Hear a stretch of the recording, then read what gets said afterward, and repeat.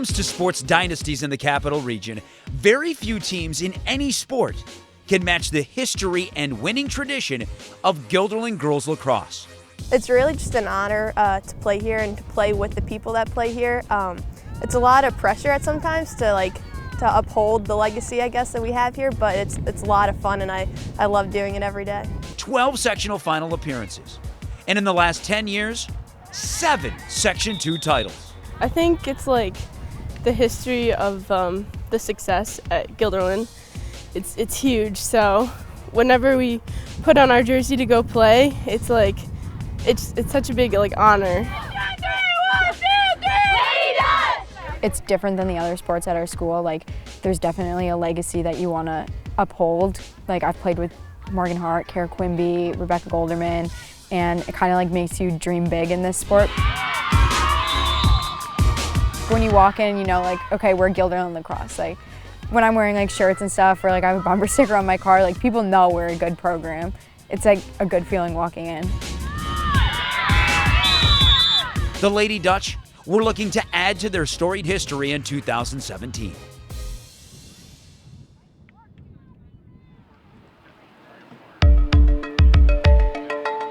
The season opened at Schenectady.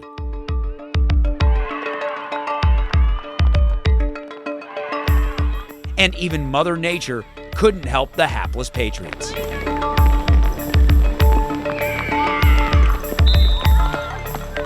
The Lady Dutch won their opener 19-zip. Impressive, but would mean nothing in their next game. A non-league matchup against Section 1 power Yorktown. But it was the first time that we were really pushed. Pushed where we needed to play our best for extended periods of time. And we scored 10 goals against them, which was great, but at the same time, to me that says we could have been closer if we could just string together some consistency. And so that game really pointed out to me that our season was going to be about building stamina, building focus, and being mindful throughout the entire game, not having these, ups and downs. That was such a helpful game for us. They're a great team. I know last year when we played them, we lost by a lot, so we were scared going into it, but that made us more hyped. Guilderland suffered its first loss of the season. Luckily for the Lady Dutch, they had no time to feel sorry for themselves. It was right back to work the very next day. Another non-leaguer against another Section 1 team, John Jay at the University at Albany. I think Niski or someone in around here played them the day before, and we're all right, if we can beat them, then where does that place us? So winning that game compared to losing the day before, it just kind of was all right, we improved, we got better, even though they're non-leagues. So from the start, it was clear the Lady Dutch had learned their lesson from the previous day. The other thing that really made me happy is that we were playing back-to-back, and John Jay was playing back-to-back, and we managed to play hard and aggressively. The 8-6 win over John Jay gave Guilderland a little bit of swagger back. But for how long? 3 days after the John Jay win, it was right back to Section 2 play and a date with Shen.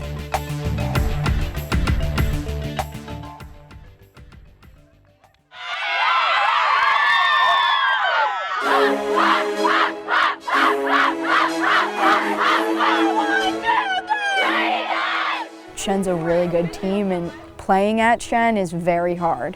Me and my dad talked after the game and said it's the Bermuda Triangle. Weird stuff just happens there. It's a weird vibe. They put it at a different time. The Lady Plainsmen were looking to make a statement against a team that historically has had their number. Honestly, I don't think we weren't the team we are now going into the Shen game. I don't know if we were mentally prepared for that game. It was pretty tough. I think we went in too confident almost and kind of didn't think they were going to be as strong as they were, so we weren't really as concentrated. But I think it was a good learning experience for us, and we know that we have to step it up from it. Shen beat Guilderland 12-9. I think we weren't adjusted yet, and we didn't know how to handle that hard competition in league coming at us. And then I think that was a turning point, and we've improved since then, and it's just going up since then, and I think if we see them again, we'll know how to handle them. That was pretty tough, especially since like it was the first game of the season, and we were so excited, and we're like, we got a great team this year, we're gonna perform well, and then like to do that, we were like, all right, like kind of gave us like a gut check. We were like, just got to go up from here. So it was pretty hard, but we're ready for anything now. So Shen went 10 for 6 on their 8 meters. We went 5 for 13.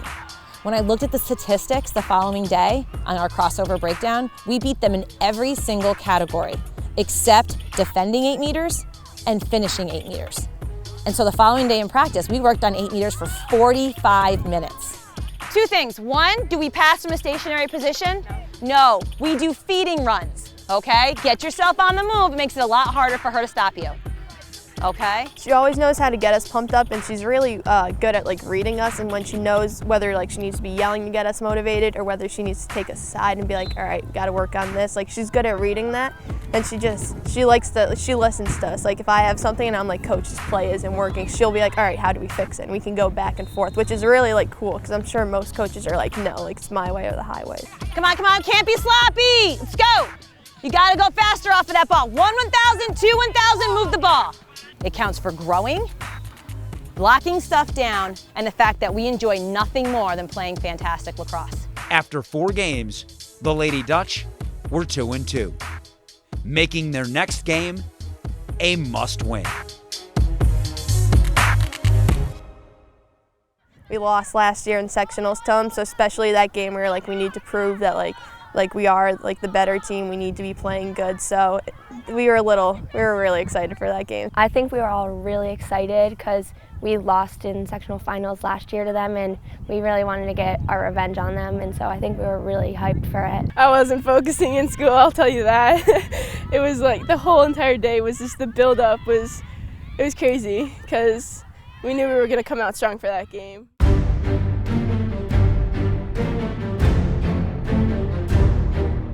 It was a rematch of the 2016 sectional final, Guilderland versus Shaker. First of all, Guilderland kids get fired up with publicity. Like when the cameras are on, we tend to play better. So bring all the cameras you want to my games, I don't care. You're welcome. Yeah. No, but it's true. The excitement around this game was palpable. And you definitely know it's a big game when everyone in the crowd and all the cameras, then you're definitely like, all right, we gotta perform well, you know? We didn't want to have 2 losses in 1 week, and I knew from the beginning of the year, Shaker was a game, like you said, was marked on the calendar. And I know personally I was not happy with how I played in sectional finals, and all year getting back to this season, that was in the back of my mind. So when we lined up for that Shaker game, I was like, going all out. I don't want to leave that field with any regrets this year. Guilderland avenged last year's sectional loss by beating the Blue Bison 12-7. It was great. It was a great feeling. It was just a little weight off the shoulders. You're like, all right, we did it, we're good, we can move on to the next game now. So The win over the defending sectional champs refocused the Lady Dutch. Guilderland's next big game, April 27th at Niski. Just like the Shaker game, there was a lot of hype entering this one. sometimes, especially when it's on TV, rather just having like TV cameras like getting clips of us, we try to kind of like get it out, like not focus on that. I know like I forgot halfway through the game that we were on TV until I looked. I'm like, oh, there's the announcers, you know. But we just try to focus on like in the game because there's so many distractions outside that like sometimes it can like ruin or make the game. So, but I think we always seem to play well on TV. So if every game was on TV, I wouldn't mind that. Both teams entered this contest playing their best lacrosse of the season. Niski was riding an 8-game winning streak, Guilderland a 6-game winning streak. The Lady Dutch dominated the first half, leading 7-2 at the break. And despite a late push by the Silver Warriors, for the first time since 2013, Guilderland beat Niski. The Lady Dutch wouldn't lose another regular season game to a Section 2 opponent.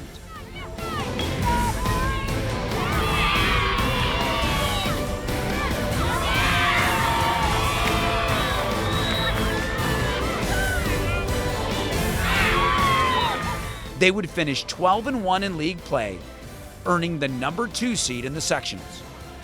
After an opening round bye, Guilderland dominated third-seeded Saratoga in the semis. Setting up a rematch the Lady Dutch were hoping they would get before the sectionals even started.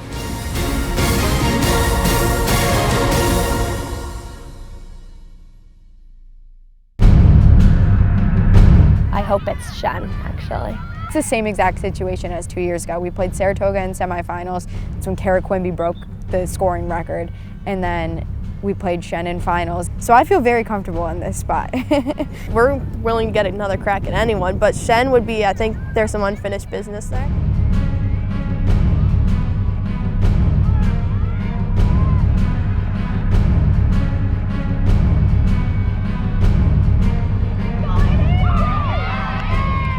Motivation wouldn't be an issue for Guilderland entering the Class A sectional final. The Lady Dutch went to work right away. Haley Kmack sets up Amanda Neiman to give the Lady Dutch the 2-zip lead just 5 minutes into this game. But Shen entered this contest as the top seed for a reason. With Gildy leading 3-1, Shen's Kendra Harbinger cuts the lead to just 1. But a pair of seniors would extend the Guilderland lead before the half. Haley Kmack scores to give the Lady Dutch the 4-2 lead, and then right before the end of the first half, Carrie Garrity gets in the box score, and Guilderland led 5-3 at the break. The second half started the way the first half did. After a Katie Fuchsia goal put Guilderland up 6-3, Shea Thompson put the Lady Dutch up 7-3. It was the biggest lead of the game for Guilderland, and at this point, it looked like the Lady Dutch were easily on their way to another sectional title. But Shen would not go down without a fight. The Lady Plainsmen would go on to outscore Guilderland 5-1 the rest of the way in regulation, forcing golden goal overtime. And it would take almost all of the overtime to decide this one. With time winding down in OT, junior Katie Fuchsia becomes the hero.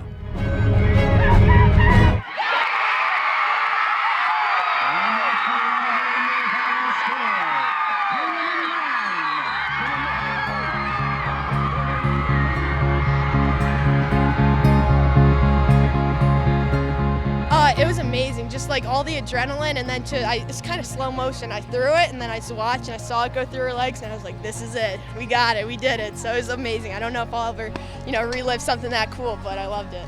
I don't think that's going to be the last time anybody sees Katie Fuchsia in that situation coming up with that goal. Put it that way.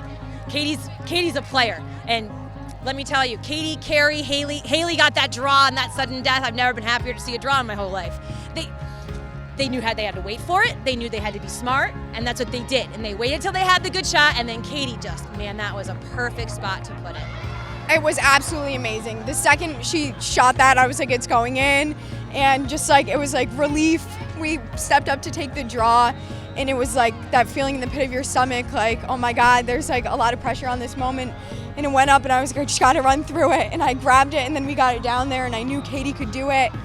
And we were really smart on our last possession. We took it around until we had the best shot, and as time was winding down, Katie took the shot, and it was just the best feeling in the entire world to get that my senior year.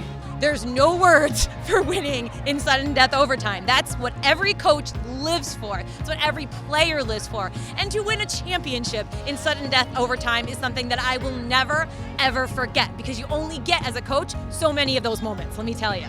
I don't think there was any other way I would have been satisfied with this ending. It was the absolute perfect ending to 4 years with this program, my whole entire lacrosse career with this program.